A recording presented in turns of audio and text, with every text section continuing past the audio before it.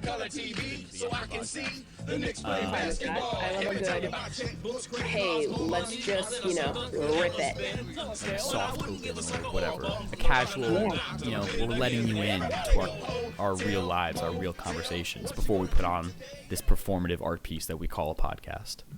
A performative art piece. What, totally. is this not performative that's what art to you? Everyone wants to hear. Everyone wants to overhear our conversations. People are just jealous that they're not on our FaceTime chats. So that's why we did this. Exactly. Every single time that we've FaceTimed and my roommate has been in the room, he has casually started to get more and more involved in the conversations. He wants in. So Monty now loves me. So now we just record it and we send it to him, and he gets his own YouTube link. He can listen to it in the sauna or whatever he does. All right, this is another episode of the Hotel Motill podcast. I'm Colin Motill. And I'm Emily Motill. Look at that seamless podcasting right there. Boom. I gave you like a little finger point there. You don't need to give me a finger gun. I'm smart enough to pick that up. Oh, okay. Well, really? All right, Miss Context Clues. So we have a couple things we need to discuss on this episode. So we're going to be talking about Captain America Brave New World, which came out not this past weekend. Ago. Oh, no, this last weekend. Yeah, so a week ago. We're delayed because Emily had a sickness.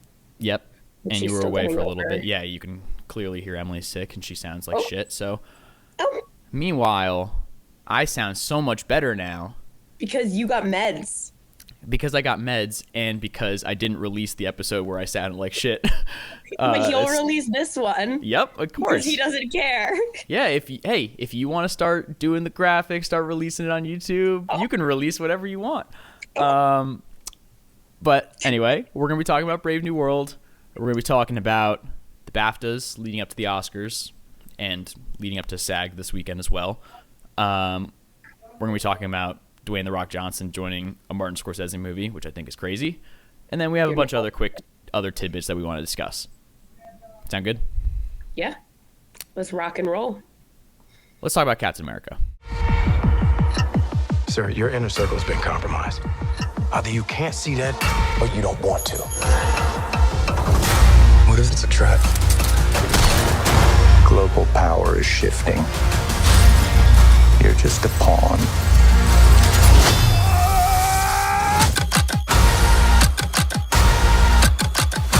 You may be Captain America, but you're not Steve Rogers.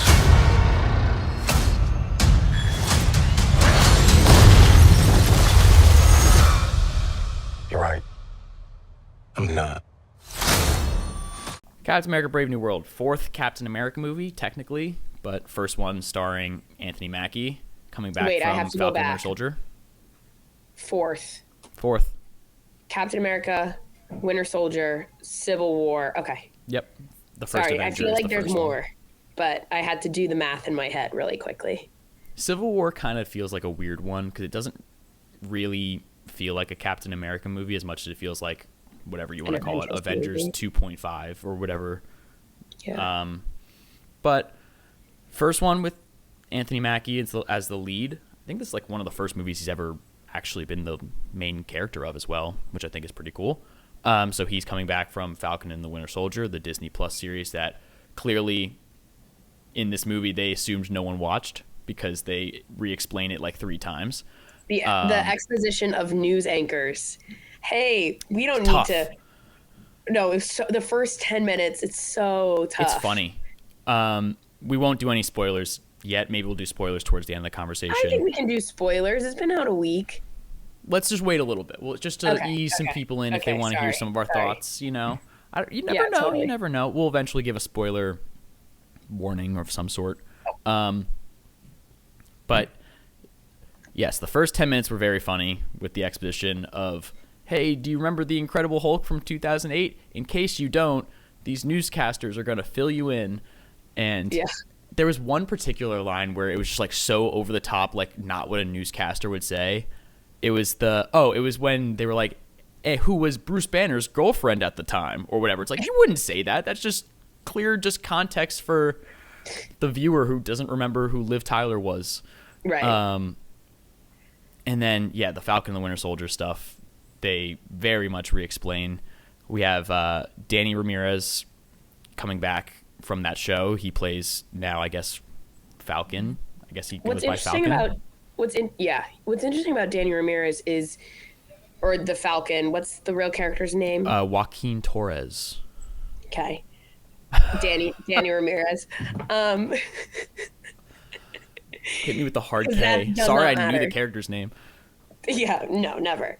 Because that does not matter. He's trying to be the funny guy, Comedic the relief. nerd that cracks all the codes, like The guy in the the comic chair. relief, the weird sidekick. You're either the guy in the chair or you're like the funny sidekick. Like they're two very different archetypes that they kind of pushed into one, and it's a pretty hard thing to do. They're just lucky that Danny And he's a Ramirez is superhero, so too. charismatic. Yeah. Where like it's all three, where it's like it's not just like he starts off as the guy in the chair sort of, but he's also becomes his sidekick, whatever. Yeah. And he's definitely the comedic relief. He's like, I think he's the only character in the movie who's pretty consistently telling jokes and quips and like. Yeah. So, give Marvel a little bit of credit. I kind of appreciate that they went for the tone of like a thriller with this movie, where there's not a lot of quips, there's not a lot of jokes. It's pretty Yeah, it's a straightforward political thriller. action political thriller. Or I mean, Yeah. Marvel likes to call their movies like the subgenres of like political thriller or whatever, but usually it's just like another Marvel movie.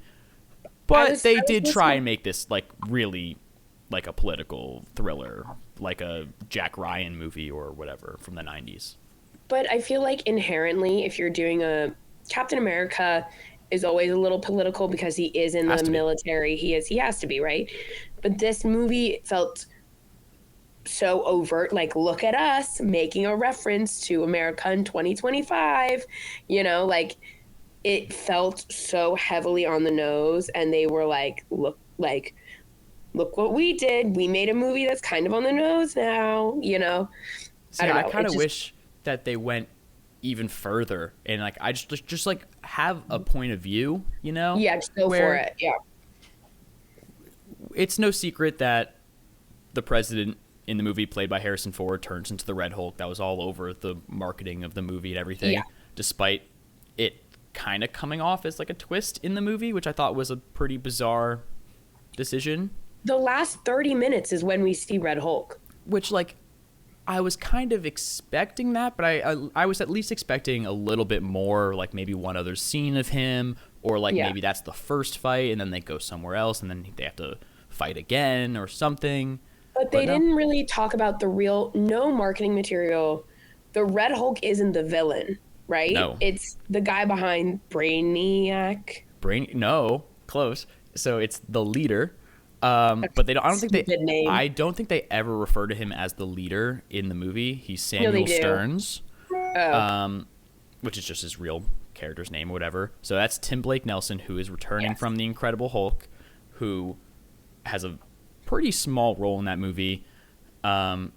He has that thing with Edward Norton's Bruce Banner where they're typing back and forth. They're like Mr. Green and Mr. Blue, and so like that's why the song that he's using to hypnotize people is. He says like Mr. Blue or something in that song or whatever. I was like, I get the reference. I get it. yeah. And that's not a spoiler at all because this happens in the first 30 minutes when you find out there's a guy kind of Pulling the you know, strings.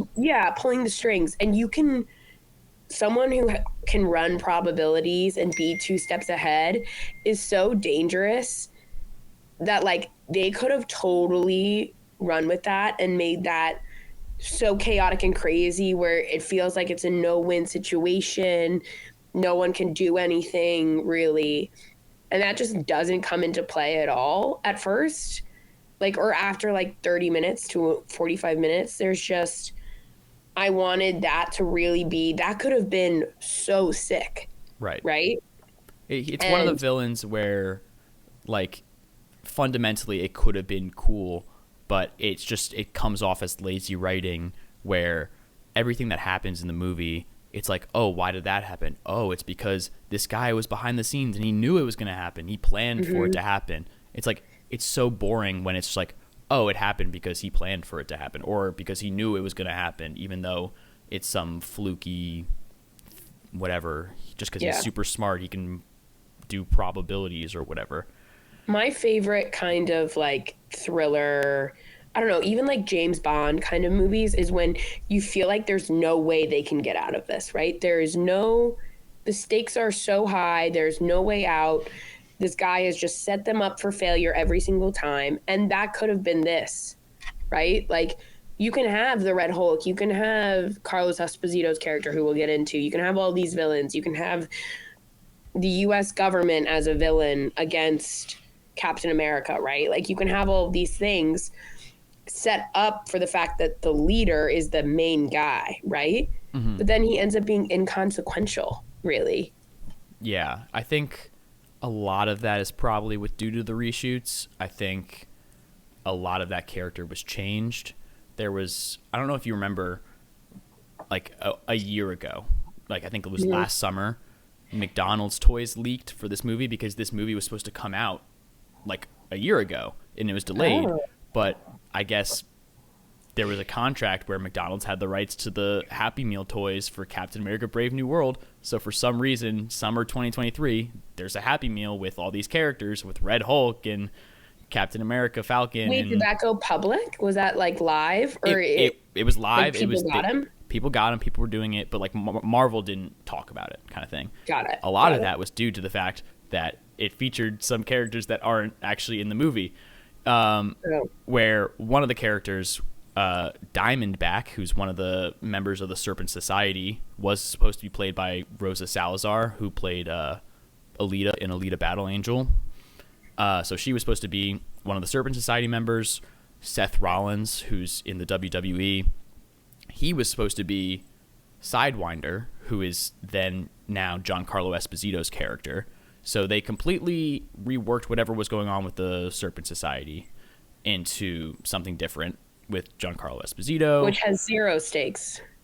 Yeah, I kind of understand the intention of it, of like getting another kind of big, heavy actor to put aside Anthony Mackie, and kind of like Marvel's formula has always been like, all right, if the main character isn't like a movie star or someone that we know very well or whatever, surround him with legendary big name supporting actors, right. Whatever. Like even the first Captain America movie with Chris Evans had Tommy Lee Jones in a supporting role and Hugo Weaving and like big names around him. So like I think if they had originally come up with that concept, it would have worked better, but it definitely does feel like it was shoehorned in a little bit and it's not ultimately that consequential. Can I ask a stupid comic book question? I love when you ask stupid comic book questions because I usually know the answers. You're so smart. Congratulations. I'm reading comics again, by the way. Have we seen them in a movie before? Why are they important? And are they actually a villain? Or were they felt so B, C level? Okay. So yes, they are extremely C level. Okay. To the point of like, they're kind of a joke. Got it.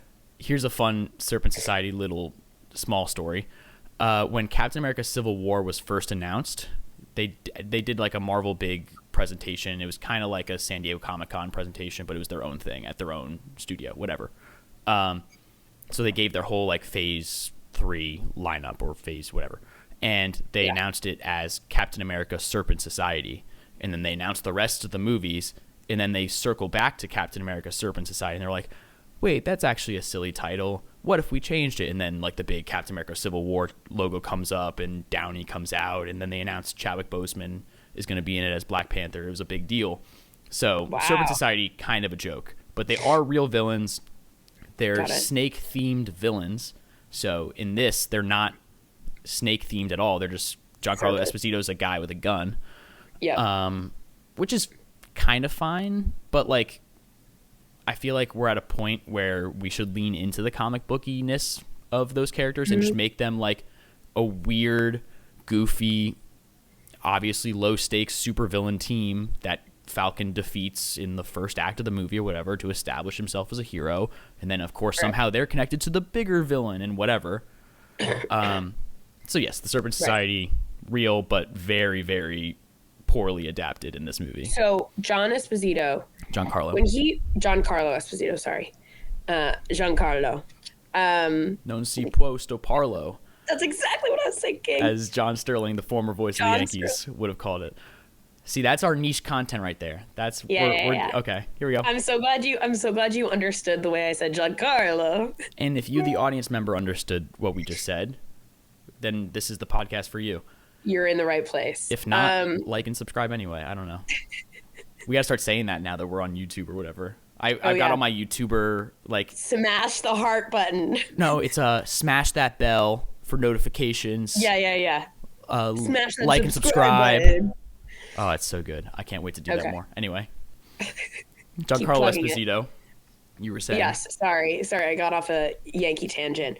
When he came on the screen, I was like, am I supposed to know who this is?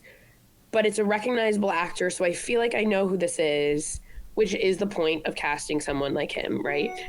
But then why is it such a big reveal that it's him? And then it was odd. Alive, you know? I think, weirdly to the movie's credit, for a movie that we know has been reshot, at least, like, it went through, like, extensive reshoots once, may have had more reshoots. We don't really know. But behind the scenes in the movie has been a public disaster for a while. There's 20 writers on this movie. Yeah, literally. Yeah. There's so many writers on this movie. It's hilarious when that credit comes up. The credit block is hilarious. It's so funny. It's like, it's 4 different column, or it's spacing. It's Malcolm Spellman and all the way down. But to this movie's credit, it kind of feels stitched together well to like it feels like whoever edited this movie did a pretty fucking great job with absolute chaos around them. Like, if you didn't know that this movie was reshot and retooled and stuff, and you're just a casual audience member, I think this works as a movie good enough. It's not a good movie, to be clear, but it's still, like, there are some movies that get released where you're just like, oh, like, that there's a plot line there that's just completely brought up for no reason, or something was clearly lost in the edit. Yeah. And this movie has a little bit of that, but not as much as I was expecting. Wow, I hard disagree. I felt the cuts. Maybe that's just because, like, I'm so used to watching, like, a cohesive movie. I don't know. Maybe it's because I'm too in the world. You know, maybe I'm not a casual viewer. I go to the movies a lot, you know. Okay, flex. Gotta get my 4 movies a week. You're on Letterboxd. You have your AMC A list. Yep. Yeah, I gotta get that 4 movies a week now. Seeing Paddington in Peru tonight. Anyway, so I just felt like I could feel the cuts. And there was one point, my friend I was with when we were seeing the movie, he said that he looked over at me, and I was really like, ugh. And I let out a sigh, and he was like, I could tell that you didn't mean to let it out, but he was like, it was at the perfect time where it was like a hard cut back to a certain storyline, or let's zoom in on Liv Tyler to show that he still cares about her, like, whatever. Yeah, the stuff with Harrison Ford being like, I miss my daughter and all that stuff, like, it doesn't work. Also, can I say? Yeah. I really liked the defense secretary girl, the small girl that was like, oh, she was in the Red Room. What's her character's name? Oh, very interesting. So I liked her. I thought it was fine. Do you know the big controversy around that? Okay. Yes. So, do you want to explain it? Quickly. So you're talking about the actress Shira Haas, I believe is how you say it. She played the character Ruth Bat Saraf, who caused a bit of stir online just because the character originally in the comics is an Israeli superhero known as Sabra. She was supposed to be, yeah. At one point in the movie, she does just have a super suit on for no reason, which was featured in her McDonald's toy. No explanation of when she put it on or whatever, but clearly there was something there. She just unzips the leather jacket. I did not very much care for her character. Oh. I thought that I think they rewrote her as like a Black Widow or whatever to kind of get away from any potential. The one-armed, she was in the Red Room. But her character doesn't do anything of really big note that, like, you know, the other character that like is like a Secret Service person that Falcon is like friends with. Like, Yeah. they could have been the same character. They could have put those two together, made her more central to the plot or whatever, even made her maybe a potential love interest for Sam. Like, I just feel like if you're going to go through all the trouble that this character caused, at least have it matter to the plot. Like, how is this not the character that got cut out of the movie, you know? I liked that we think she's going to be a villain to them. We think she's going to be against them. And then she realizes, oh, actually the person that I'm serving is wrong. Harrison Ford. I'm going to go with this other. I liked that because you're setting yourself up like, I don't know. I do think, though, that there was that scene in the war room where I think Harrison Ford was not in the room with the other actors. I think all three of them were in different rooms. I think their eyesight was looking at different places. Like, every time it's like a close-up shot, I'm like, yeah, they're not together. This isn't a reshoot. Yeah, there was a little bit of that, but I think that's just like, unfortunately, as much as I hate it, it's something that I almost expect from Marvel nowadays, where it's like basically ever since Spider-Man No Way Home, they've not been doing a good job at making movies look like movies, is kind of the point. And I think that's one of my biggest critiques of this movie, is that this movie is very much just action figures go burr, you know, where it's like, all right, now we're gonna get burr. Yeah, they go burr. Like, we're gonna get the Red Hulk, and then he's gonna go smashy smash against the Falcon. Then they're gonna go woo, and that's what this movie is. It's just, and that's what a lot of Marvel movies are, and that's okay, honestly. Yeah. But at least make it look like an actual movie. Where, what's the point of adapting this story in this medium film if you're not going to make it look like a movie? Just like, it's clearly just, and this is where I get frustrated and kind of go down the rabbit hole of like, it's cash grab. It's just, they only made a fourth Captain America movie because Captain America, the name Captain America is a brand, an IP that Disney and Marvel can mine to oblivion. But I do think the Black Captain America storyline is so good. Like, give me more of that. Give me the first super soldier that they put in a jail. Like, that's so meaty, and there's so much there that you can really, you want to know more about, and like, you can really get into the nitty gritty of it, prejudice, racism. Like, that's such a unique America story. And I wanted that to be more of a thing in this movie. I get that me too. In the Falcon and the Winter Soldier show, they cover a lot of that. And I think I rewatched that show a little bit before this movie came out, and it's still a mixed bag because of, again, reshoots and also COVID and whatever. But there are some really, really high highs in that show, and a lot of that is with the Isaiah Bradley character, played by Carl Lumbly, who returns in this movie, has his whole plot from the Falcon and Winter Soldier re-explained in this movie as well. And I really like that character, and I think that the emotional scenes that he gets with Sam Wilson in the Falcon and Winter Soldier show are really great. Some of the best stuff Marvel has done on Disney Plus altogether. And then I just feel like in this movie, they kind of tried to replicate that dynamic, but lesser. Where it's like, oh, I've already seen this, but a watered down version of watered it. down, exactly. Yeah. Where and this is where I go back to Falcon and the Winter Soldier, the TV show, should never have existed, and they should have just made this movie, and this movie should have been about him learning to take the shield and the responsibility of that, and like, you could have combined those ideas, you could have even had the Red Hulk in it, and you could have made the Incredible Hulk sequel.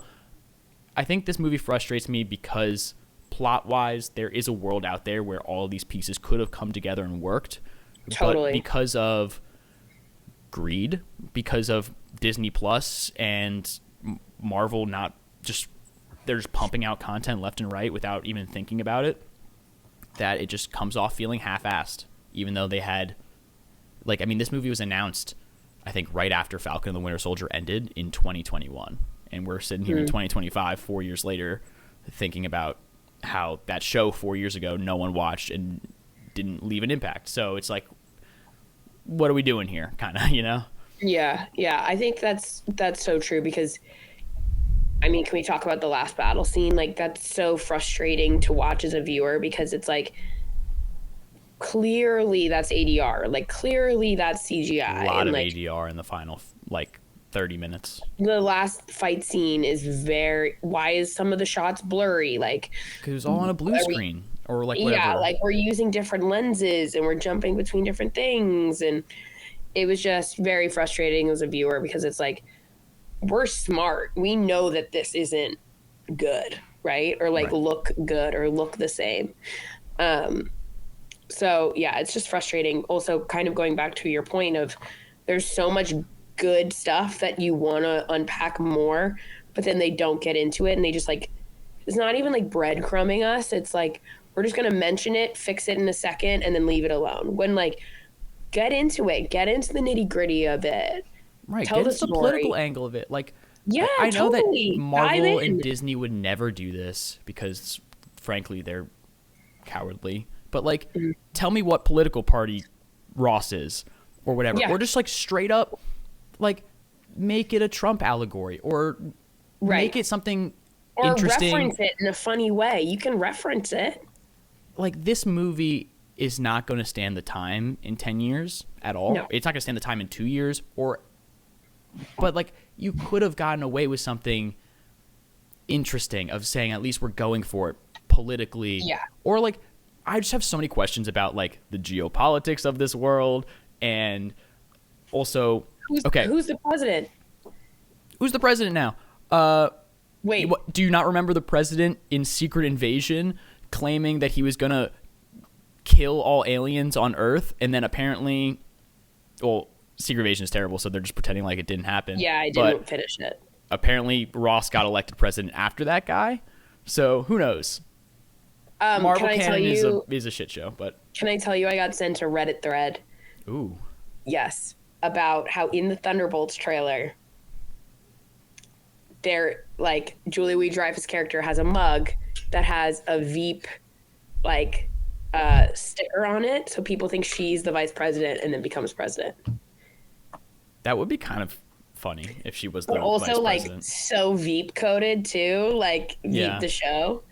Anyway, That might be I love that might that. be too much, but we'll can see we what talk happens. about Sebastian Stan really quick and how? Yeah, so I guess we're in full spoiler adjacent. Oh, sorry. So it's fine because like we're gonna talk about some of the cameos in the movie. I know we already mentioned Liv Tyler, which I guess is kind of a cameo, but I think the biggest obvious thing is the scene with Sebastian Stan, who again, going back to the Falcon and the Winter Soldier, obviously he's like the co-lead of that show. Why isn't Sebastian Stan like the co-lead of this movie? Yeah, where is he? And Oh, he was shooting 2 movies that got nominated for Oscars, but that's okay. then they put him in Thunderbolts too. Like he probably could have done one or the other. Yeah. But you're right. He was obviously doing much bigger and better things. So I can't Yeah. complain too much where like I would much rather a talented actor like Sebastian Stan go out and do A Different Man or The Apprentice. But the plot of this movie is so revolved around my friend got brainwashed and I'm the only one defending him, which is the exact same plot that Bucky went through. And so it would have been perfect to have him in this movie as like a kind of parallel to Carl Lumbly's character. And Right. it was such a missed opportunity.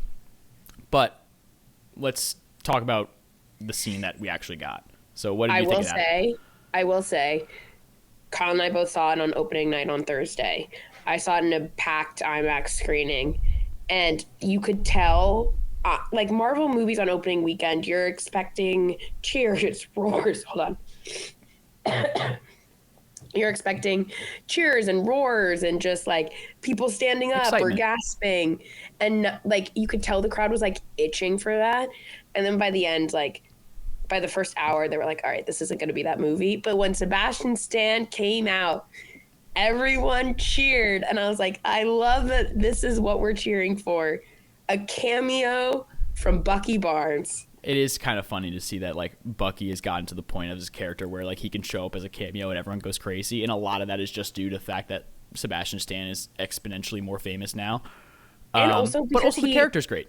He brought the charm. He like humanized Anthony Mackie's Captain America in a really good way, and they have a dynamic, a connect. previous dynamic that we know about and can connect with, where like when Bucky is leaving at the end of that scene and he just like puts his arm on his shoulder and says, "I love you." I'm like, I felt something for the first time in this movie. I was like, I threw my hands in the air in the theater. I was just like, what just happened? I just felt something. So, but Congressman. Yeah, so he's as a lot of people on Twitter have pointed out, he's a congressman who canonically killed JFK. Yeah. That's hilarious. And Tony Stark's dad. He killed Howard and Maria Stark. I mean, he's killed thousands of people just throughout from the Cold War and everything. I like that in the Thunderbolts trailer. David Harbour's character, who's like the Russian Red Guardian, thinks that the Winter Soldier is like a legend because he killed so many people for Mother Russia. I think that's just really funny. So that could be a good movie. I guess we can. Yeah. We'll eventually talk about future Marvel in a little bit when we talk about the post credits. I guess some other final thoughts. The Liv Tyler cameo. She shows up at the very end of the movie. Nothing. Very interestingly to me is that we all. I mean, I say we all. I mean that as in we all toxically online people knew that Liv Tyler was in the movie because like 2 years ago she was shot on set at like a funeral scene.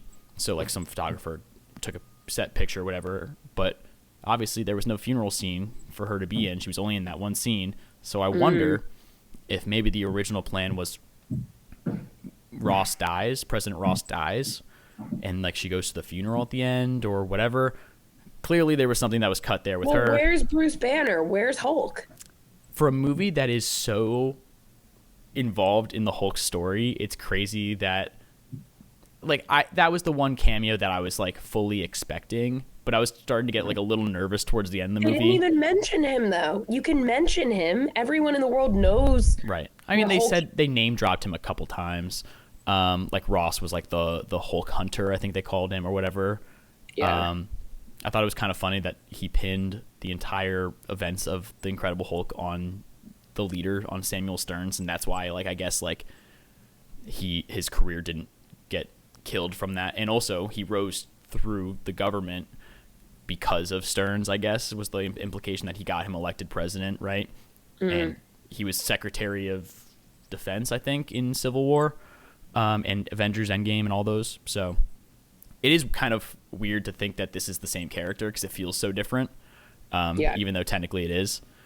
Forgot completely that he was in the Black Widow movie in like the very beginning, where William Hurt's like de-aged too, and it's bizarre. I guess final thoughts before we do the post credit is that I just think Anthony Mackie deserved better. I liked him in this movie enough where like I like the character. I just wish that they gave him a better story. If you literally combine Falcon and the Winter Soldier and this movie into one story, I feel like it could have worked, but I think it's just too spread out and not enough juice. Very mid. Yeah. I mean, we've been calling it a nothing burger, which I think is hilarious. But then here's my question for you. Would you rather rewatch this movie or rewatch Madam Web? I think it might be Madam Web. Yes, that's my answer too. Because Madam Web's funny. Because it's like, I would rather go into this movie knowing that, all right, I'm in the right headspace for it. I'm going to have fun. I'm going to laugh at the movie, which, whatever. But I'm still going to have fun in the theater and walk out and be like, that was a great time. Yeah, exactly. When I walked out and I said, 2 hours, that was 2 hours. So I left before the post-credit scene for the first time. Crazy of you. For the first time ever in an MCU movie. The main reason was I really needed to go to the bathroom, and the end of this movie was pissing me off so much. Of like, it was Danny Ramirez in the hospital bed being like, "When I always wanted to be Falcon." It's like, fuck you. True. No, you didn't. This is a world with Iron Man and Captain Thor America and Black and Panther. Come on. where it's okay. Actually, excuse me. Actually, I take that back. I think that's actually realistic. I think if you look at like Well, look at what's her face, Hawk Girl. oh, I'm okay. Team Well, Hawkeye. that's bullshit MCU stuff too. But I'm making the comparison to like Deuce McBride is my favorite player on the Knicks right now. Is he the best player on the Knicks? Absolutely not. But he is my favorite player on the Knicks because he does his role, he does his job, Deuce and he's McBride. cool. Well, I have a Deuce McBride jersey. You know, so But you're not going in. Say you're like a 12-year-old who has like a basketball career. Sorry, Colin, you do not have a basketball career. It's fair. You're not going to practice every day. Thinking saying, I want to be Deuce McBride. You're thinking you want to be saying I'm LeBron gonna James be Jalen Brunson or Jalen Brunson. Yeah. Yeah. But I think it's important to have realistic goals too in life. I think Totally. as much as So we when need you our were at baseball LeBrons, practice, we when need you were our at Deuce baseball McBrides. practice, you were like, you know, I I want want to to be Wilmer Flores. Yeah. No one wants Instead to of, be like, Francisco Lindor. No one needs Lindor. No one needs another Derek Jeter. We're We good. don't need Juan Soto. No, we're fine. We need someone scrappy like Jeff McNeil. Anyway, so yes, I left before the post-credit scene. Had to pee. I came back into the theater to see if there was a mid-credit scene. Once I realized that I would have to wait another like 8 minutes, I said, "Fuck this." I did not even like that's how Go through frustrated all I the was writers with the again. movie, and just like the stress of like I need to pee so bad. I got to get out of the theater, go to the bathroom. Came back in, saw that there was no mid-credits, and I watched the post-credit scene on my phone, walking to my car on Twitter, because it's talk about nothing burger. This I would have been so mad, Emily, if I stayed and watched that scene. I would have been so livid. So your bladder control needs work, buddy. But okay. Okay, I had a large cherry Coke. Excuse me. All right, whatever. Sorry, is that a crime in America now to enjoy a delicious sugary beverage at the cinema? Let's talk. Okay, Jacob Elordi, simmer down. Thank you. This scene, all that happens in the scene is, hey, we have other movies coming out. There's more stuff coming, and it's He's so in the prison. It's so overly vague that it's like so stupid, and all these scenes to a degree are stupid, but they used to have the juice, man. They used to have me in the theater just shaking, like so excited to see what's going to happen at the end of the credits, because I was already so happy with the movie beforehand that I was like, oh, well, there can't be more. Oh my God, there's more. Oh my God, it's a trailer for the Avengers or you whatever. were so excited. Like, you were like, let's go. And then he would explain to me for 20 minutes what this one tiny scene's implications are. Yeah, for the rest of the back when they were adapting stuff in the comics that was like stuff that I knew and not just like you know, the Marvels or whatever. Like, I just okay, so this setup is for Secret Wars or Avengers Doomsday. Like, they should have either gone for it and said, here's your first look at Doctor Doom and here's what's happening and whatever, or they should have just done a comedy scene or whatever like they usually do. This was such a bad idea. I honestly don't remember what happens other than him just talking to him and saying the president now. There's and other being like, worlds well, that are president? coming or some shit. Yeah. It's like Yeah. he said it's not just this world. There's other worlds, multiverse. Aren't it's you also excited like- about the multiverse? But it's like, no shit, we've known that there's other worlds for 10 movies. Yeah, We don't need we've to- been doing the multiverse saga for 4 years now. More, 5, 6. Right. It's post Like, Endgame event. we don't Like, need No Way we Home don't was need that to 2021. be the, we don't need that to be like the whoa. Yeah. So, all right, we got Thunderbolts coming out later this year, which could be. It looks fun. So I have low-ish expectations because of Marvel recently, but I think that's the one where I'm like hopeful that it'll be like, oh, this was actually pretty fun, kind of thing. Which like, And they have good this could have actors been in that it. as well because my expectations were low, but obviously it didn't get there for me. And then Yeah. we have Fantastic Four later this year as well, which Ooh. that needs to be good. That's make or break. That's Wait. big time make or break. Can we talk about some theories about the Fantastic Four trailer after seeing please. it on the big IMAX? Yes, please. They think she's pregnant Oh, absolutely. It's like it couldn't be because it the way couldn't she's be any more walking, obvious. and then once they someone edit pointed it. that out, that like Yeah. watch her walk, it's like, oh, they clearly CGI. Yeah, They and on CGI'd out that baby bump.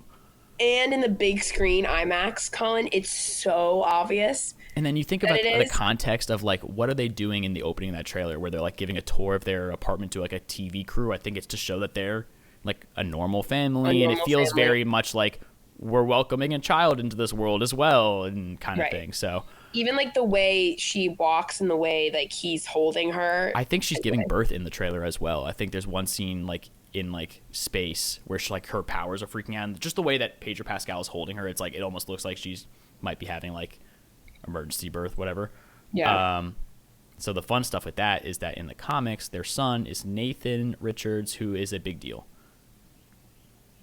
So that's all you're telling me? He's a big deal, period? There's some storylines where he turns into Kang. There are other ones where it's all about he's the most powerful person in the world and Doctor Doom needs to kill him. That's probably what they're going to do with this whole... I think that character, their son, is going to be extremely central to the plot of Avengers Doomsday and Avengers Secret Wars. That is my prediction. Because I think that's what's going to bring the Fantastic Four in. There's also a thing in the synopsis for the Fantastic Four that that says like it gets personal or something with Galactus, and so I think maybe Galactus is coming to that Earth to get their son. Oh, it's Franklin Richards, by the way. Not, what did I say, Nathan? Yeah. It's Franklin. I'm pretty sure it's Franklin. Where were you with the Nathan thing? Oh, there's a Nathan Richards too, isn't there? Google. Nathan for you, my guy. Okay, there's... Oh, no. Nathaniel Richards is as a time traveler and the father of Reed Richards. So there you go. And that's Nathaniel Richards. All right, that's all I have to say about Captain America. Do you have anything else? No, we've talked about it too much. Let's move on to awards. Yeah.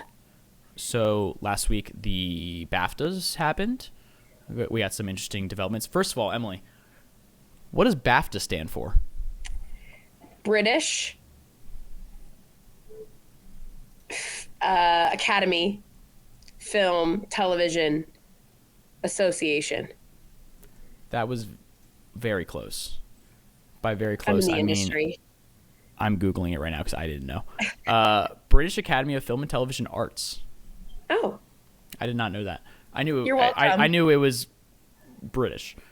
I forgot television was even included in that. So I was like, wait, did they give out TV awards? And I was like, yeah, they did. So big things that happened at the BAFTAs. Mikey Madison winning Best Actress over Demi Moore. That was pretty huge for her. Huge, yeah.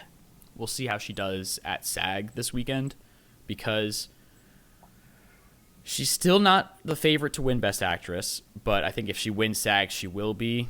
And I think that the positive attention with Honora might be helping boost her up here. I do think actors love that movie.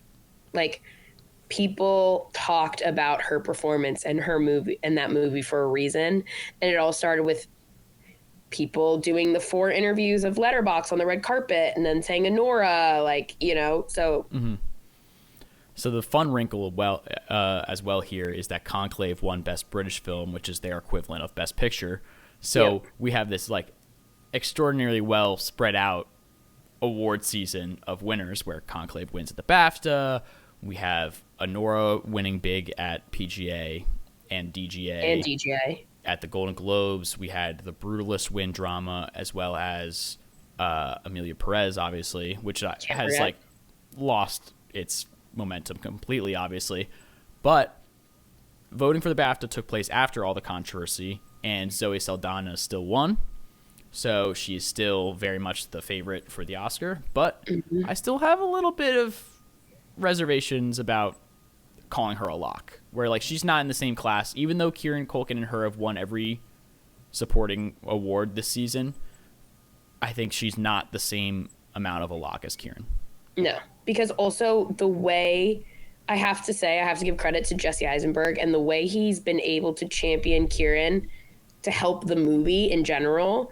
Like even at the BAFTAs where he was like, I wasn't expecting to win screenplay or whatever. And he was like, I only have Kieran's speech. I don't even have mine kind of thing. Great press tour for Jesse. He's come off really likable. And he's like, I should move to England. People get my humor here. Like it was perfect. But the way Jesse, because there was kind of some rumors at the beginning. I don't know if you heard this, Colin, that they didn't get along. Oh yeah, Emma Stone had to come in and save the movie or whatever is what they said. Well, that was at the beginning. Emma Stone had to, and they've shared this publicly. Kieran to do it? To convince him to do it. Yeah, he was going to back out. And then she had to come in and convince him to do it. And then that's how she stepped in as a producer. That's known. But then in some interviews and other things, it's kind of known that they didn't really get along on set very well. Probably because Kieran was kind of embodying that character. Jesse, this is his baby, right? And Kieran didn't like getting writer, director, star. Right. So obviously Jesse's very close to it. And Kieran's kind of coming in with the same energy as his character to kind of live in that space and like make it his own, right? So there was rumors always that they never got along on set.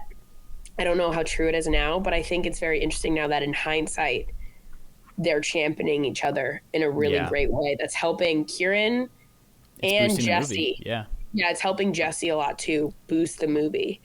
And I'm still surprised it didn't get into Best Picture. It feels like it should have gotten in as like one of like the last 3 in or whatever, you know. I do think.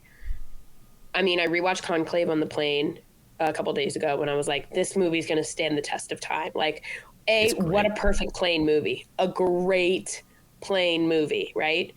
And then 2, I was like, this movie's going to last the stand of time. A Real Pain was also on there. I was like, this movie's going to last the stand of time. I can watch that movie and say, I know I'm going to watch a good movie and click this and put it on and I'll have a great time. Yep. Some of the other movies that are nominated aren't that. So I still need to see Nickel Boys. I still need to see I'm Still Here. I have no interest in seeing I'm Still Here. I know I should. It just gets nominated. I know I should. Maybe I'll see it this weekend. I don't know. I guess like the Fernanda Torres stuff isn't as bad as like it kind of seemed, where like apparently she like had apologized and like made amends for the blackface scandal like many years ago. Oh, okay. Yeah, I was the one who told you this story. You're welcome. Sorry. I think you telling me that story though is in the deleted episode that'll never see the light of day. So for the viewer, I told you that story. You're changing history. All the things I can do when I have all the power here. I guess we'll talk more about Oscar race stuff after SAG, because that's when I think that we'll get like a pretty clear picture on a couple things. I mean, and then our final predictions, our final Oscar power rankings, we have to do that after SAG because it's 2 weeks.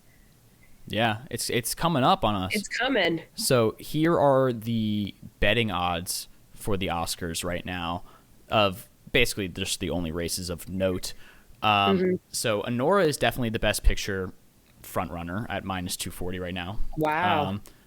I mean, that's just going to happen when you win PGA, DGA, and if it wins SAG Ensemble, it's probably a lock. But I still feel pretty good about it winning now. But then Mikey Madison still being behind Demi Moore, I think, could change this weekend. I honestly don't. I can see Mikey Madison winning SAG. I can really see her winning SAG. I would prefer that because I think SAG. Also, everyone's like, we want to honor this star. And in the past, the Oscars, when they give out like the career Oscar, right? But people are like, we should make this person an Oscar winner because they're a star, right? That's the argument with Timothée Chalamet and, making a new like movie star. But I don't know. I could see her winning now. I think the love for Anora has really like boosted her odds. It's kind of like, it's funny to think that we're kind of like going back to the beginning here. Yeah. Where like we thought Anora was the front runner a year ago. Yeah. I'm glad they picked up steam. I do really want to rewatch Honora. Maybe I'll do that this weekend. And then I also want to talk Timothée Chalamet, whose odds at one point were closer to like 1 plus 110. Now it looks like Adrian Brody has gained a little bit of space between them after taking the BAFTA, because Brody's won everything, right? Chalamet has not won a single award. No other actor has won an award. So unless a miracle happens or whatever, it looks like it's going to be Brody's. Best Director will be very interesting because Brady Corbet won at the BAFTAs, but Sean Baker won at the DGAs, and so Sean Baker is the favorite because of that. I still envision a future where they split and Honora gets Best Picture and Corbet wins Best Director. Or other way around. I don't even think about it other way around as much, but I mean, I guess like that is possible for sure. I could see it the other way around. I could see the Academy really honoring a 3-hour epic kind of thing. I like The Brutalist is still the clear other option to Honora in Best Picture. Now that Emilia Perez is gone, Conclave's not going to win, it looks like.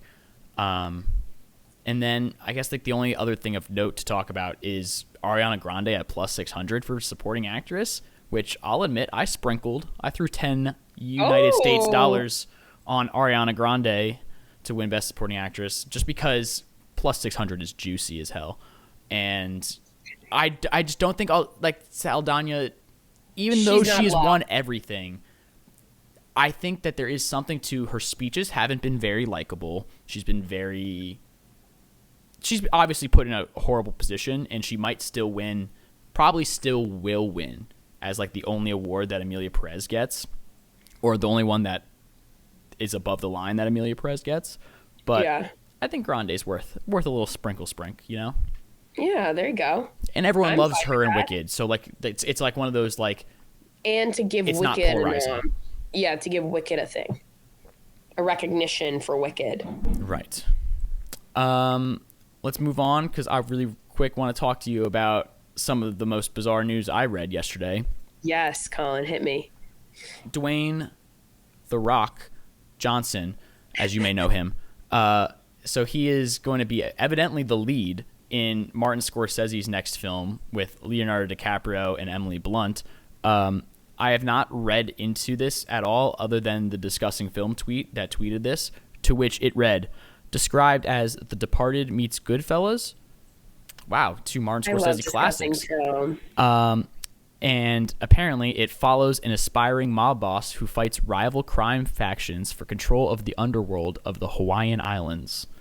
So we're seeing DJ, as they call him, as friends call him, Dwayne, The Rock, if you will.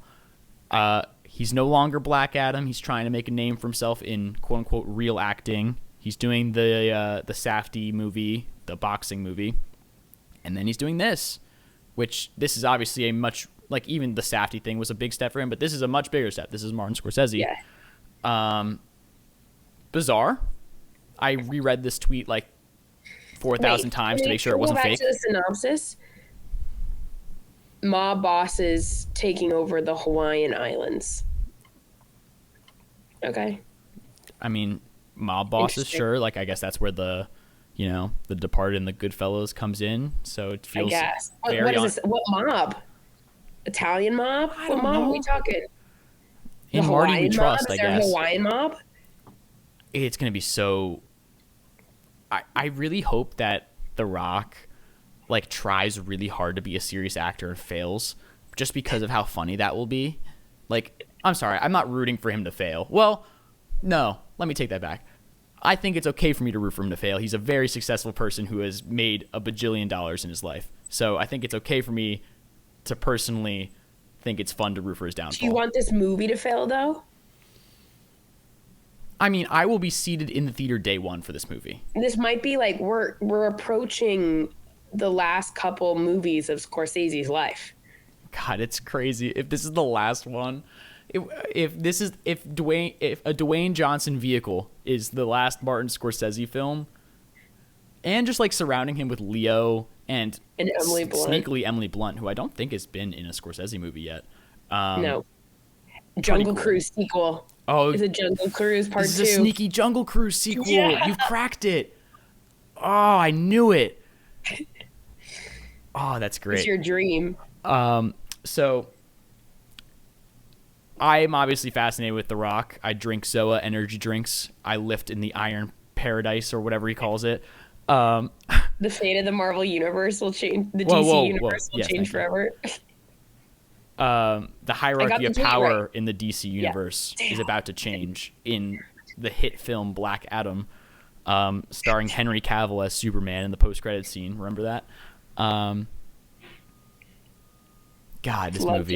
this movie. I just like The Rock is so interesting, and like he's this technology, Red One, this technology, it's gonna be a game changer, or whatever he said. Yeah. I sat exactly where Christopher Nolan sat when he watched Oppenheimer. Yeah, I didn't watch Red One. No. I hope that part of The Rock's career is over, and I hope now it's just art house movies. And then it's just like whatever happens, happens. I don't know. It's going to be bizarre. It's going to be interesting to watch. Is this a cameo, or is this like he's a lead? I think he's described as either the lead, or it's going to be kind of like Jack Nicholson in the Departed kind of thing, where like obviously the underworld of the Hawaiian Islands he's definitely going to be. He's definitely in it. Something to do with that. So just again, like I reread this tweet 1,000 times to make sure it wasn't like a parody account or whatever, because it just felt so out of left field, bizarre to me. So funny. So I knew we had to talk about it. This is going to be hilarious. Spectacular. It's going to be a very important day in my life when this movie comes out, is what I will say. All right, Emily, you ready for some quick tidbits? Yeah, hit me. All right. First off, I want to talk about some baseball. We got to talk about MLB spring training is going on right now, which is very exciting. Back. Juan Soto is a New York Met, and that's the greatest thing that's ever happened to me. But we're not here to talk about Juan Soto and orange and blue that much because we have some other stuff. We just found out today that the Yankees are taking away their policy for facial hair, where you're allowed to have a quote-unquote well-groomed beard. My question for you is, what constitutes well-groomed? Is there a person or persons, a panel perhaps, that decides when it is well-groomed or perhaps just groomed but not well-groomed? Speaking as someone who does not shave / keep a beard, yes, I know. Is shocking to all of us. I would say that a 5 o'clock shadow is not well-groomed. Whatever Colin has growing on his face right now. Not well-groomed? This isn't well-groomed? I can't play for the Yankees? This is like a little scrub. It's a little scrubby scrub. Not well-groomed. Damn. But like, I think you know what I imagine when I hear well-groomed though, Colin? You know the guy in Hunger Games with the crazy beard? That is a pretty well-groomed beard. The Wes Bentley beard, where it curls up or whatever. And it has like the weird cuts in it. Yeah. Or like the Tony Stark goatee is like very well-groomed. But like that's like you're rich, and I mean I guess they're the Yankees, so that makes sense. But I think they probably have a barber in their clubhouse. Of course they do. 100% they do. My big brain theory is that this is all just a domino effect of losing Juan Soto, where the Yankees realize, oh shit, we couldn't keep Juan Soto. We have this You think the facial hair was the reason why he left? No, but I think that it is a factor in the Yankees being perceived as less cool as they once were. And I think Juan Soto saying, no, I'd rather play for the Mets across town was like the tip of the iceberg for the Yankees being like, oh shit, we're not as like culturally relevant as we once were, where it used to be like, we're the Yankees, you have to shave, like we're historic. Now it's like, who cares? Like, just let the guys have beards, you know? Well, it used to be the other way around where everyone would leave the Mets to go to the Yankees, and now... What? But now Steve Cohen has changed my life. Let's stick with the Yankees really quick because Giancarlo Stanton is injured in both his elbows already and might miss the regular season, or start of the regular season. That's classic.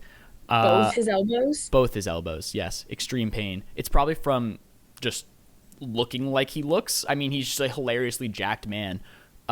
He's probably doing a lot of like forearm curls at the gym. Probably too many. At his elbow. Yeah, he does not skip forearm day. Marcus Stroman hates the Yankees. He showed up late to camp, and then he was asked a bunch of questions, and he was really adamant that he's a starting pitcher, despite being one of the worst starting pitchers last year and probably not deserving of a rotation spot. It doesn't shock me at all either, because as was his time with all of his other teams, Stroman turns into a bit of a headache with the fan base, where it becomes a little bit of a distraction, and so not surprised. But he's pitching for the Yankees, I think, today in the first spring training game, so maybe he does stick around or he gets traded. There's a whole kerfuffle with the Red Sox where they signed Alex Bregman, and Alex Bregman won the Gold Glove at third base last year. Cheater, yes. But Gold Glove defender at third base last year. Rafael Devers, their best hitter, plays third base. One of the worst defenders in baseball, and he's refusing to move off of third base. So I guess Alex Bregman's going to play second, which is just very funny. But that's a whole kerfuffle happening right now that I think is very funny. The Red Sox documentary is coming out soon on Netflix. It's a year too late. Or a year too early, I guess, in this case. If they had filmed this year with all the stuff that's happening right now with the Red Sox, it would have been so much better. Well, that's why I bring it up, because I'm like, nothing happened last season with the Red Sox. They were boring. They were bad. They were bad irrelevant, and boring. Which is the worst thing you can be in a documentary, is just irrelevant. Yeah. Last baseball thing is that my GOAT, Mike Trout, would never put himself above the team, and he's moving positions. He's going to right field to try and keep himself healthy, finally. So maybe Rafael Devers should just put the team first. I don't know. You know what I think of, Colin? Have we ever seen Mike Trout play in person? I've seen him play once. Not for lack of trying. No, I saw him at Yankee Stadium. Was I there? No, I went with friends. Oh, because when we saw Ohtani at Yankee Stadium, Trout was hurt. He was hurt.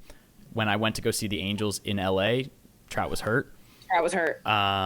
It's giving like we need to see Trout kind of like LeBron, right? Like everyone, like the whole topic of conversation when the Lakers were in New York was like, look how expensive the tickets are, and it's not because it's New York, LA. It's like because it's LeBron's like might be his like. If it's not his last, it's his second to last or third to last game at the Garden. Right, like the games are limited of him playing at MSG if people want to go. And I'm feeling a little bit like that with Mike Trout. I saw Mike Trout hit a upper deck opposite field home run at Yankee Stadium, and I just like threw my hands up in the air. It's another one of those like, yep, this is my GOAT. Just did you cry? Extraordinary. I mean, a little, but I'm a proud, emotional man when it comes to baseball. You can't not help be emotional about baseball. We'll segue off of baseball to last Sunday was a big content Sunday where we had 3 big things, 2 of which I watched, one of which you watched. So I watched SNL 50 instead of watching The White Lotus. You watched that live, I watched it crazy. Live, baby. 3 hours. I didn't watch the whole thing. I went to bed because it got way too long. But it was pretty entertaining. I enjoyed it. Did you watch any of it? Yeah, I binged it. I watched it the next day, which is I thought it was fun. I think I've come to the realization, which is terrible, and it's not the point of the show. I enjoy SNL better the next day because also I'm tired. That's fair. Past my bedtime. I think that's a good take, actually. I think I watch SNL most of the time. Obviously, this was a weird one because it was on a Sunday night, but I usually watch it Sunday mornings. Right, and so I'm in a better headspace. The jokes are hitting harder. I watched the Timothée Chalamet one live because I was so excited to see Timothée Chalamet, and I remember I was literally like, this sketch sucks. Yeah, you were a hater of that episode. Stupid. And now everyone's like, that episode was great. I thought it was great. So funny. I watched it live. I think that's it. I think that's my take. Okay, interesting. But yep. I thought it was fine. I thought some of the sketches were really weird. They were playing the hits, and they were also extended because there were so many people there and cameos. I liked that.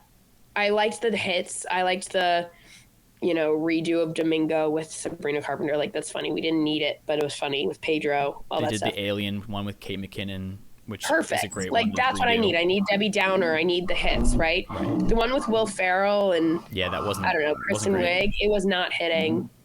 But I just like that they brought back so many, like as many people as they could, and just like it was like a fun game of like who's gonna show up in this sketch and stuff like that. And so it was just, as like an SNL fan, like it was not game changing or anything, but it was like a fun celebration, I thought. Yeah, I liked it. It was super long, but super fun. Talk to me about White Lotus, because I haven't watched the first episode yet. Oh, well, I can't really spoil much. Well, don't spoil anything.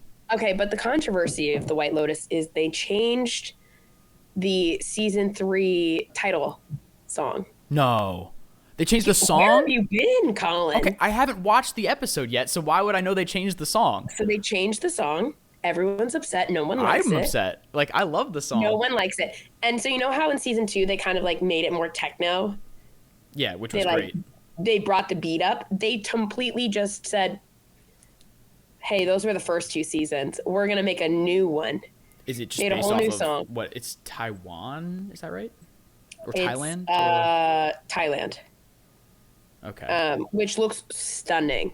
It looks gorgeous. But and is the then music we have, like trying to be very like Thailand-esque? it's a little bit more islandy, which is interesting since the first season's in Hawaii. But I really liked it. I thought it was really good. Everyone's kind of grossed out by certain things. I'm into it. Like, not into it, but it's like... there's like an incest thing, right? But it's not, though. Okay. But it's just like one of the character comments about how like him and the younger brother and sister shouldn't share a room because she has full grown like body parts now because she's like a woman. So he just like is making his younger brother uncomfortable, and that's Patrick Schwarzenegger's character. Okay, I like Patrick Schwarzenegger. I liked him in whatever Perfect the casting. Boys spinoff was, Gen Z or whatever that was. He was in that? What was that show called? Gen X. No, Gen V, right? Gen D. Yeah. I was trying to figure out what it was. He's in that? Yeah, he was like the golden boy or something like that. He dies where like at the beginning, and like that's kind of like the central. He's so good. It's perfect casting. So that's the big takeaway on that. And then also the masseuse that I'm forgetting the actress's name in season 1. Right, she's back. She's back, and I love her show. How to Die Alone was one of my favorite shows of last year, and it just got canceled on Hulu, and she's shopping it around. So I really hope that this like helps her get, because she's so funny. I loved that show. I will definitely watch. I'll catch up before season 2 on Sunday. And let me know what you think about the new theme song. Oh, That's I will. really the controversy. That right. And then the incest plot line. A few more quick ones. John Lithgow apparently is going to be Dumbledore for the Harry Potter show. He is 80 years old or older. So, not to be morbid here, but are we going to get another Dumbledore recast if this show is supposed to be 10 seasons or whatever? And is John Lithgow British? No, he's American as hell. Thank you. That's it. Move But on. What if Don't this say it. show No. is an American reboot? We're putting Hogwarts in Chicago. I'm already even pissed that the show is even happening. I mean, Okay. like, I am too, and like, it's stupid. If we're doing Hogwarts in America, written by a British, whatever. Hogwarts in She's America would be problematic. funny. She's problematic in general. Oh my god, it would actually be kind of funny. If it We're was just like, gonna Americanize everything. It's like The Wire, but with wizards. Yeah. Swish and flick, and then imagine it being swish and flick. Yeah, Wingardium Leviosa. You know, like, it doesn't pop. Yeah, that just There's goes to no show British- that our voices suck, though. Our voices suck. Yeah, like that makes America's voices, like Yeah. America's accent. Yeah. the British accent is just better. Makes everything sound cooler. Leviosa. Yeah, bad show or bad idea for a show. Whoa. But I don't know. John Lithgow's a good actor, so it's nothing against I mean, him. I get it. But it sure. is I bizarre think that he he's could not be- British a little bit. I think he could bring a good Dumbledore. Who was the rumor before? It was like Mark Rylance, I think. Yeah. That would have been pretty good, but I think he probably turned it down. That would have been really cool. Yeah. Which, I do again, want a Dumbledore. I want a Dumbledore because Dumbledore in the books, he has a little sass. Like, he's a little snarky. They should bring back Jude Law. He's like a little snarky and like, that's hilarious. He's a little snarky and weird, but everyone just like respects him because he's such a badass. Just like how they respected him in Fantastic Beasts and the crimes of. Hey, give me hot Dumbledore. Whatever. Okay, Jude Law. Come on. This one came out yesterday too, where Amazon has now gained full creative control over James Bond now that Barbara Broccoli and I guess Michael G. Wilson, the Broccoli family are giving up creative control. They're still owning, I think, the character. But they were in legal battles. They were in legal battles for a really long time about it. This is bad for a number of reasons. The main one being that Amazon's probably just going to juice the James Bond franchise for everything they have. Get ready for the Q origin story limited series on Amazon Prime and young Jimmy Bond and whatever. It's just, this is bad. Like, the Broccoli family did a good job at knowing that, like, they just couldn't keep doing the same James Bond over and over again, and they knew it had to go away to come back. Like, they were taking it slow post Daniel Craig of, like, we're just going to keep our ears to the ground. We're going to talk to some people. The rumors of who's going to cast James Bond and, like, that Aaron Taylor rumor Johnson, mill, right? it keeps it in the zeitgeist, right? Where it's like, oh, the guy in Slow Horses, the actor in Slow Horses, he might be James Bond. Is it because he runs well in a suit? I don't know. He's British. Right. But it's like, that keeps the conversation going and the allure of James Bond going. I actually just read my first James Bond book. Oh, big reader. We get it. You should watch the movies instead because they're better. I already did, brother. Yeah, all of them though. What you've you've definitely Daniel seen all the Craig's. Daniel Craigs, and then I don't know if you've seen any others. Have you seen any of the originals with Sean Connery? You probably have, just like, I've seen like on clips. TV or whatever. But Yeah. they've aged pretty poorly, which is kind of fun in like it's a fun to watch way. Yeah. Daniel Craig's upset by it though. Did you see his quote?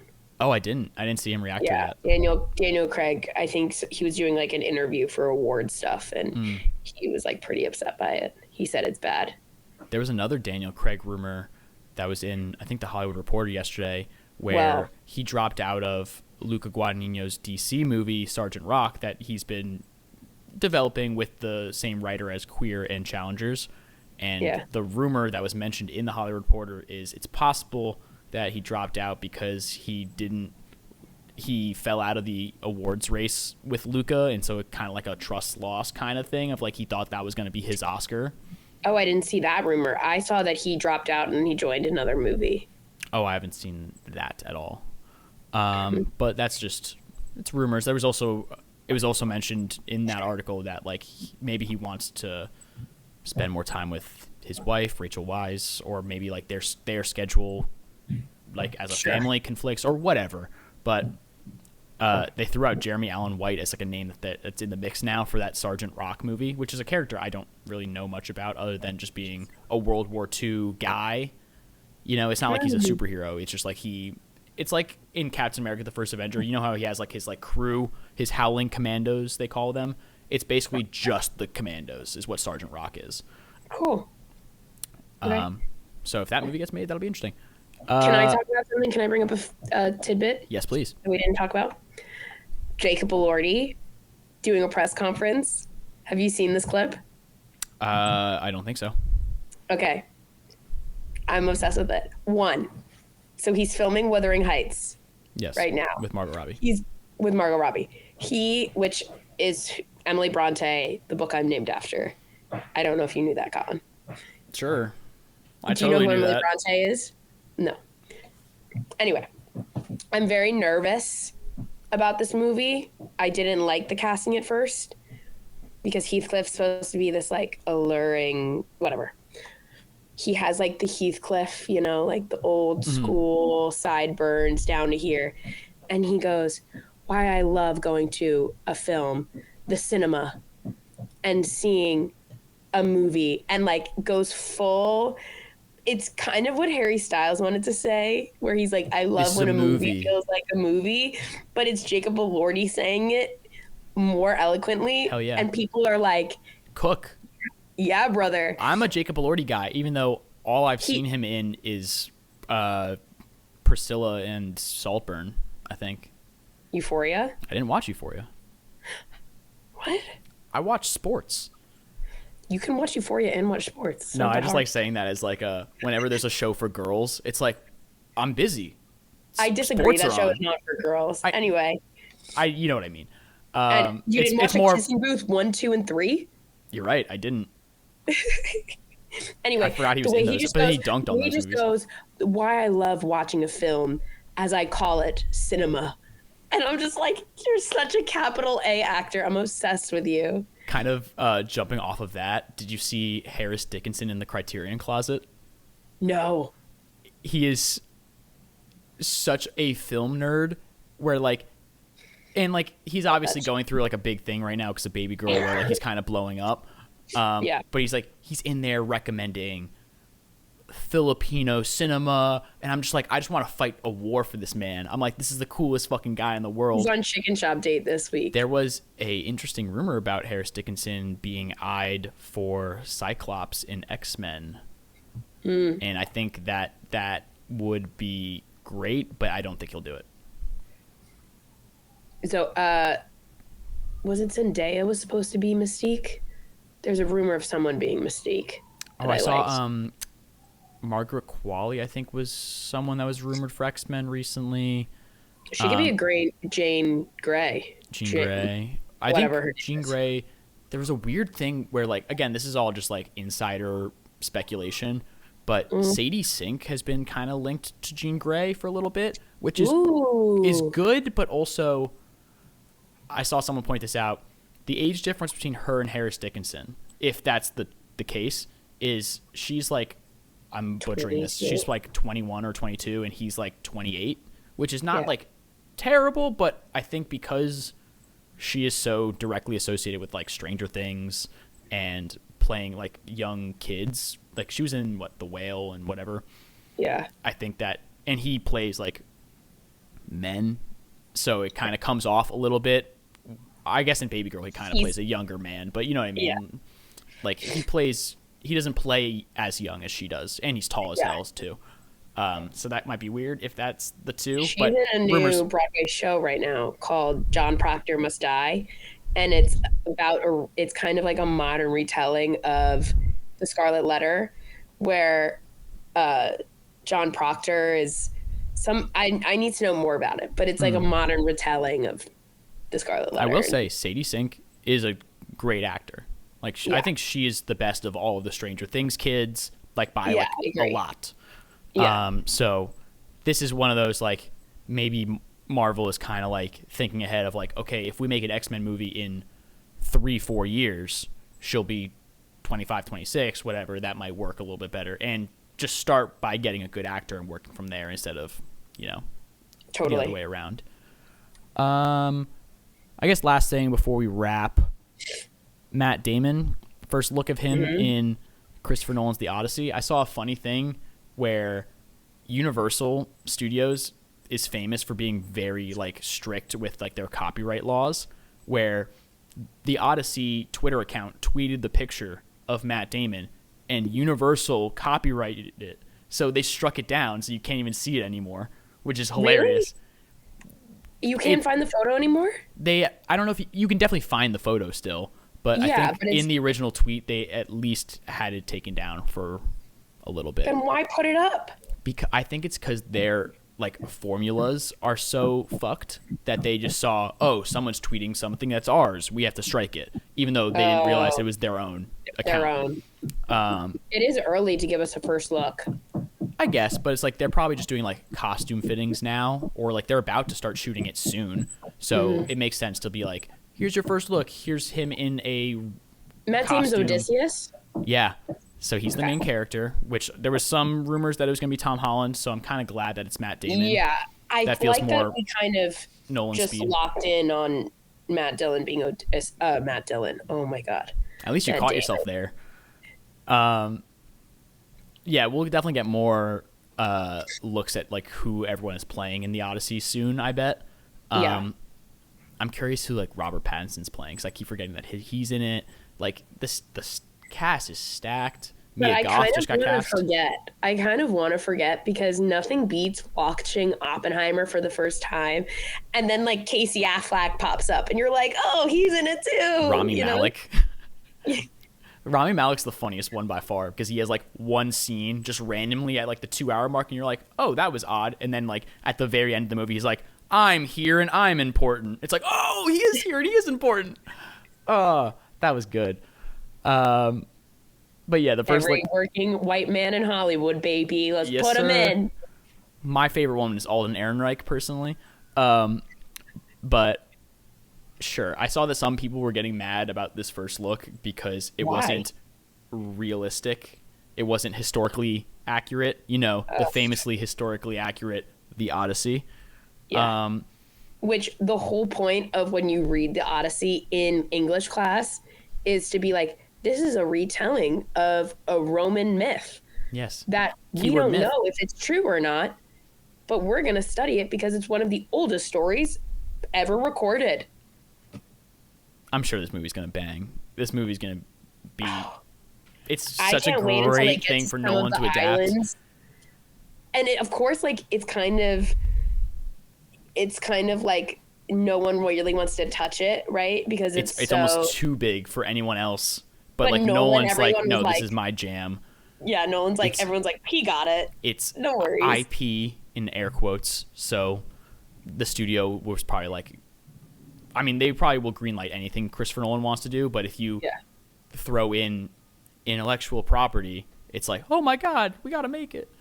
So I can't wait to get to some like I can only see like Robert Pattinson, some crazy guy on an island with all these monsters. who's gonna play Like, like I the can't Cyclops? wait. How is that gonna be filmed? Yeah, I can't wait. Nolan, some- who's the famously doesn't random like to islands. use CGI too much, too. Where it's like, how is he going to do the giant Cyclops?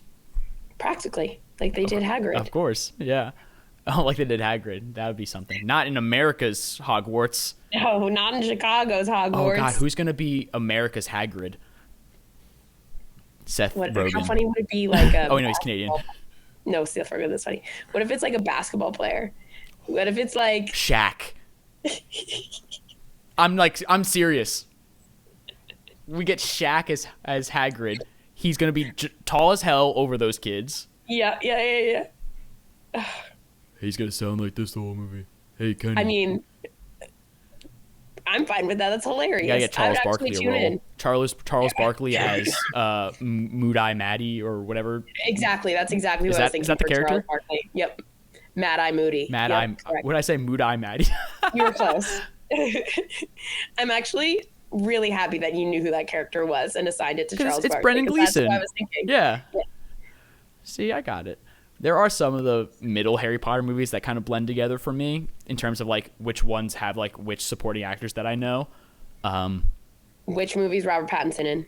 He's in The Goblet of Fire because he does. That's the only one he's in. That's an easy Yeah. one. Spoiler But then it's alert, like, he okay, dies. David Thewlis. He is in Prisoner of Azkaban, I think. Mhm. But then I don't know which one's the David Tennant one where he has the tongue. Oh, that's 5. That's 4 That's and 5. Goblet of Fire Goblet of Fire and yeah. and Order of the Phoenix. Is that right? God, I know Harry Potter so well. I totally read those books. I watched totally the did not movies. force you to Come on. Watch the movies with me. Why would I read the books? There's movies. I read the books almost every summer. I once watched all 8 Harry Potter movies in a row with my friends before I went off to college, and we started the marathon at 4 p.m. in the afternoon, and it ended at like 1 p.m. the next day. It was miserable, and I have not rewatched them since. Anyway, I think that's where we should end. Alrighty. Another terrific episode of the Hotel Motill podcast. Any final thoughts before we bid adieu? I like how you say it's a terrific episode. I sound like shit. Well, it's a terrific episode for me, which is Right. really the only thing that matters here. Just to be clear. Totally. And I'm fine with that. So whatever, because I don't care. Because I don't care. It's just so easy for you. I'm a cool, laid back girl. She's not like other girls. No.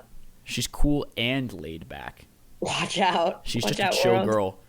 You're Okay, now giving, you're giving Gone Girl pre-going gone. Wow, thank you so much. You're such a chill girl. Wait, on Valentine's Day, everyone was right. Everyone was saying that in her journal in Gone Girl, she writes like, on Valentine's Day, I tried to kill myself or something in her journal. And then they were like, 8 years ago today, she tried to kill herself. God damn. It was hilarious. All right. Give your plugs now. My plugs? I don't Like know. and subscribe. Like, subscribe, smash that bell for notifications so you don't miss a video. What else? What else do they say? Oh, like, this would be a good time for us to plug socials if we had them. That's but, supposed to be my job. Yeah, like, don't follow our personal socials. Or, I mean, if you know us, you can. But I guess if, like, we're going to make this a show, maybe we should make, like, We'll make a show. Yeah. That'll be out. All right, we're done. Okay, goodbye.